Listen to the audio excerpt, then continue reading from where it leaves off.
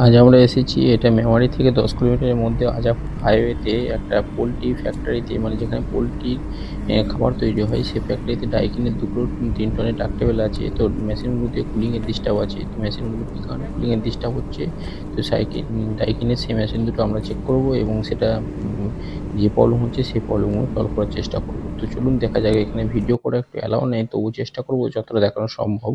তো এখানে দেখুন আউটডোরে একটা এই একটা আউটডোর আর বাইরের সাইডে একটা আউটডোর আছে। এটা ফ্যাক্টরির মধ্যেই একটা এরিয়াতে আছে, যেটা এখানে ধুলোবালিতে প্রচুর জাম, মানে এই এরিয়াটা মেশিনপত্র আছে এবং এনাদের যে মেশিনপত্র আছে যেমন হচ্ছে ড্রায়ার আছে, কম্প্রেসার আছে, আরও সব জিনিসপত্র আছে। এই কারণে এরিয়াটাও ঘেরা আছে এবং ধুলোতে ভর্তি।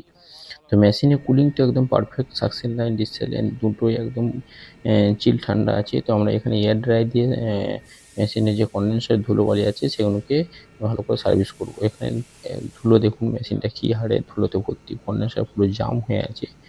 তো এখানে কোম্পানির ফ্যাক্টরিতে যে এয়ার ড্রাই আছে সেখানে আমরা সেই এয়ার দিয়ে এখানে মেশিনটাকে সার্ভিস করে দেবো, কারণ হচ্ছে এই এয়ারের প্রেশার অনেক বেশি। তো এখানে একটা হ্যান্ড ভালভ লাগানো আছে এয়ার ট্যাঙ্কির পাশে, তো সেটা আমি এখানে থেকে কন্ট্রোল করবো, আর আমার সাথে যে টেকনিশিয়ান আছে সেটাকে কন্ডেন্সারটাকে ভালো করে এয়ার মেরে কন্ডেন্সারটাকে পরিষ্কার করবে। এখানে কন্ডেন্সার অতিরিক্ত জাম হওয়ার কারণে কম্প্রেসার কি ওভারহিট হয়ে ডিপ হয়ে যাচ্ছে।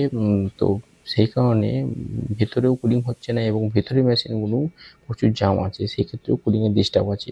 তো সেটাও দেখাবো ভেতরের মেশিনগুলো। প্রথম তো বাইরের সাইডে শুরু করেছি, তাই আমরা বাইরের সাইডে কাজটা শেষ করে নেবো।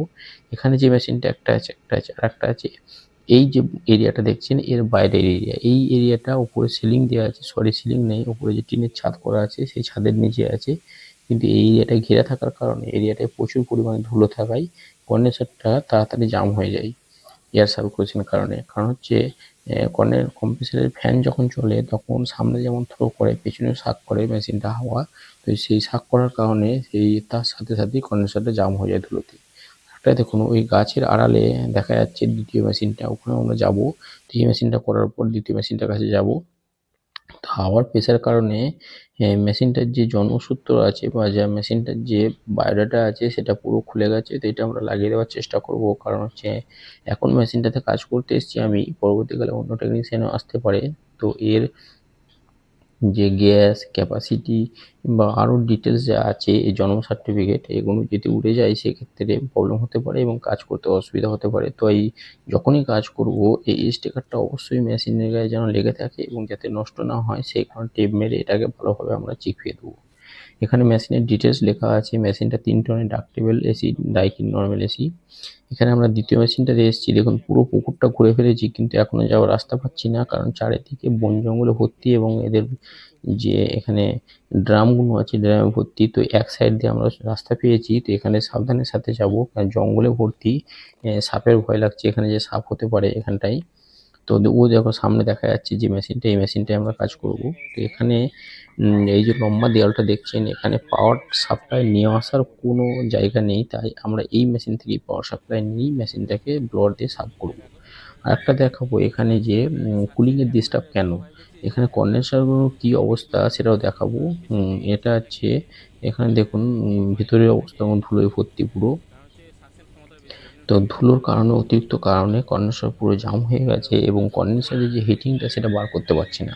তো এটা মেশিনগুলো ওয়ারেন্টির মধ্যেই আছে। তো ওয়ারেন্টির মধ্যে হলেও কমার্শিয়াল অনেক ক্ষেত্রে ডোমেস্টিক ক্ষেত্রে পাম্প সার্ভিস হলেও সেটা কোম্পানি কোনো কোনো সময় দিয়ে থাকে, কিন্তু কমার্শিয়ালের ক্ষেত্রে যদি পাম্প সার্ভিসের প্রয়োজন হয় সেটা কিন্তু কাস্টমারকে চার্জেবল করাতে হয়। তো এখানেও আমরা বলেছি যে চার্জেবল করাতে হবে, পাম্প সার্ভিস না করালে মেশিনের ডিস্টার্ব মানে যে প্রবলেমটা আছে সেটা সলভ করা সম্ভব নয়। তো কাস্টমার যেহেতু চার্জেবল হওয়ার কারণে কাস্টমার এখন করাতে রাজি নেই। পরবর্তীকালে যদি করানোর ইচ্ছা হয় বা করাতে চাই, সে কাস্টমার তার উপর মহলে জানিয়ে এটা আমাদেরকে জানাবো বলেছে। তো আমরা এখন যে অবস্থায় ফ্রি সার্ভিস যতটুকু সম্ভব আমরা এটা করে দেওয়ার চেষ্টা করব। এখানে কন্ডেন্সারটা যে হালত দেখতে পাচ্ছেন এই অবস্থায় মেশিনটা চালানো খুবই রিস্কি, কারণ এই অবস্থায় এক তো দেখুন বড় ফ্যাক্টরিতে ইলেকট্রিকের সমস্যা নাই, মানে ইলেকট্রিক বিল আসবে এরকম কোনো সমস্যা থাকে না ওনাদের। তো কিন্তু মেশিনের এখানে প্রবলেম হতে পারে, কারণ হচ্ছে এই অবস্থায় মেশিন যদি কন্টিনিউ চলতে থাকে এর ফলে কী হবে, মেশিন গরম হাওয়া বার করতে পারবে না, ফলে কম্প্রেসারের ডিস্টার্ব হতে পারে, ফ্যানের ডিস্টার্ব হতে পারে আউটডোর, এবং অন্যান্য যে ওয়্যারিং আছে সেগুলো জ্বলে যাওয়ার সম্ভাবনা হতে পারে। তো আমাদের দিক থেকে আমরা যেটা সম্ভব সেটা বলেছি। অনেক ক্ষেত্রে কি হয়, কাস্টমার টেকনিশিয়ানের বদনাম করে এবং টেকনিশিয়ান কাস্টমারের বদনাম করে।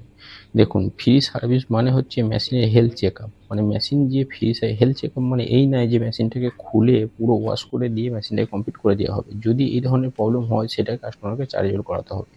এখানে ইনডোরের ফিল্টার যে কন্ডিশন দেখুন, এখানে পুরো ভর্তি হয়ে গেছে।